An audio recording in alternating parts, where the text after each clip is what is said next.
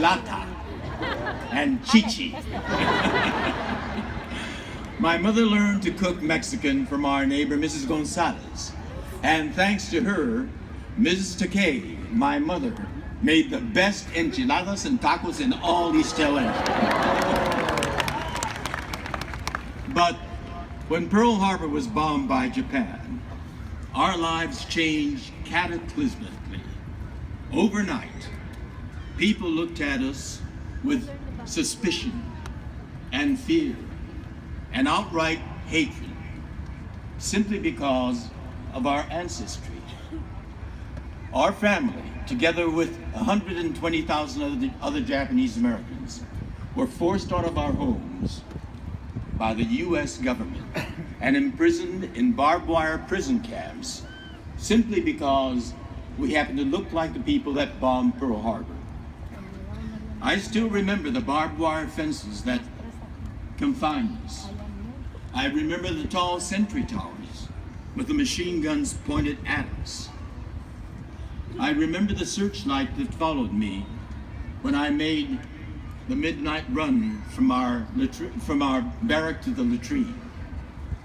To my parents, it was an invasive, humiliating, degrading light. But to 5-year-old me, I thought it was nice that they lit the way for me to pee. I was a kid, and children are amazingly adaptive. I adapted to a grotesquely abnormal American childhood. At the end of the war, the gates of the prison camp were flung open and we were free to go. We came back home to East LA. This time we lived on North Soto Street, also not too far from here. I'm an East LA homie. And from here, I went on to make a career as an actor in Hollywood, working on TV shows, movies, and a series called Star Trek. And last year, at the age of 78, I made my Broadway debut in a musical titled Allegiance in New York City. But throughout my acting career, because of my childhood imprisonment and unjust incarceration, I've always been mindful of the preciousness as well as the responsibilities that come with our American citizenship. As President Abraham Lincoln famously said, our nation is a government of the people, by the people, and for the people. Ours is a people's democracy. The people have the capacity to do great things, as President Lincoln did when he led the nation into a bloody civil war and freed the slaves, making America a more moral nation. Americans have done great things, but the problem with a people's democracy is that we are also fallible human beings. We make mistakes.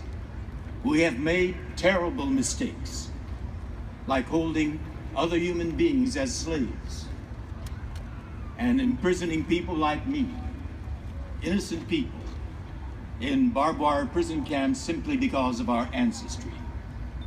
Human fallibility is embedded in a people's democracy, together with our capacity to do great deeds. A people's democracy is dependent on citizens who cherish the high ideals of our nation and actively engage in the process. But that process can sometimes be very testing. Today we are in the midst of a messy presidential election.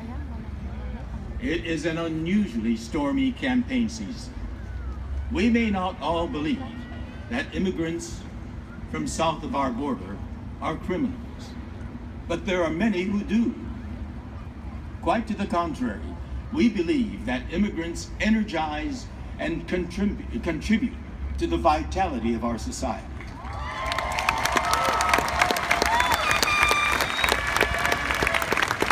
We may not think all Muslims are terrorists, but astonishingly, a number of Americans do.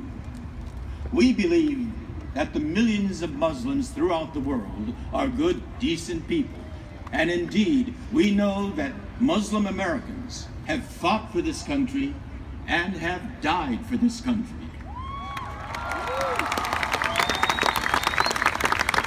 All this turmoil is an extreme display of a people's democracy in action. If our elections are messy, it's because we are a messy people.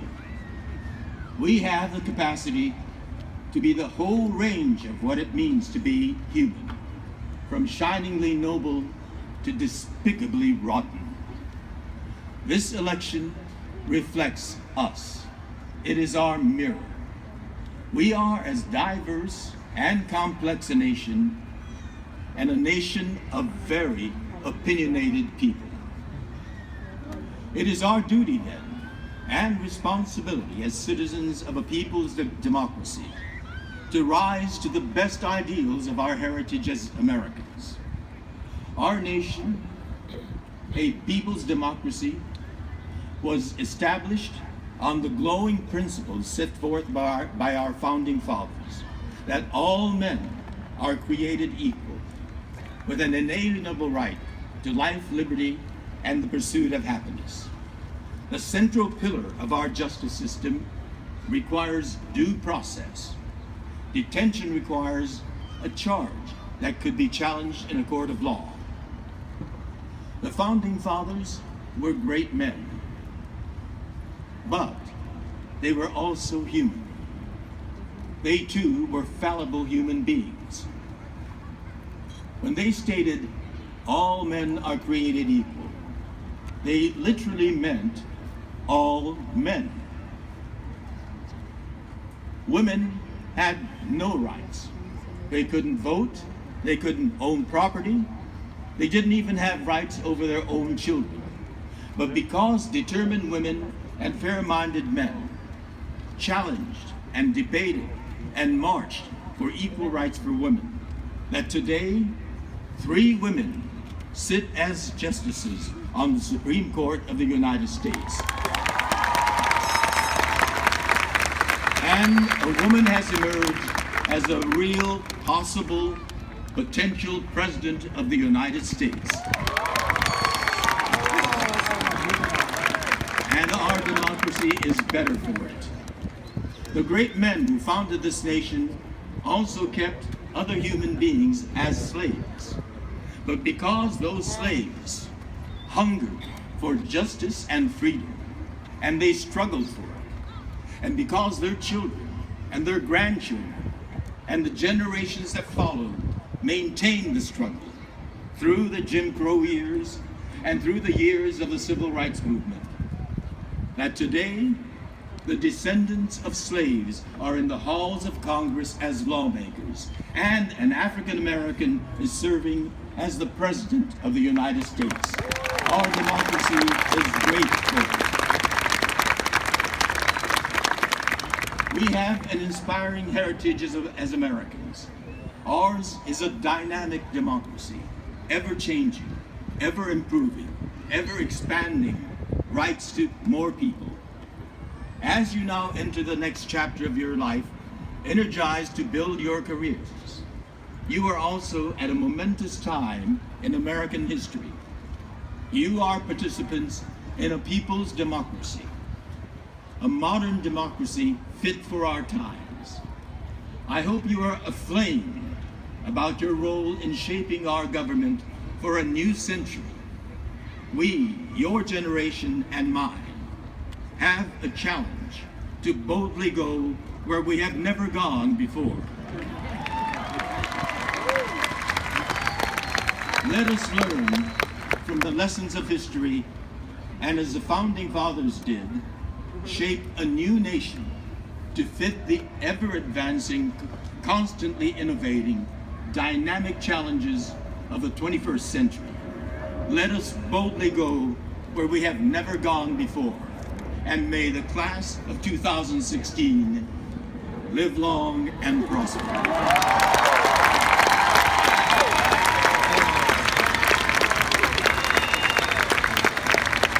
Thank you very much.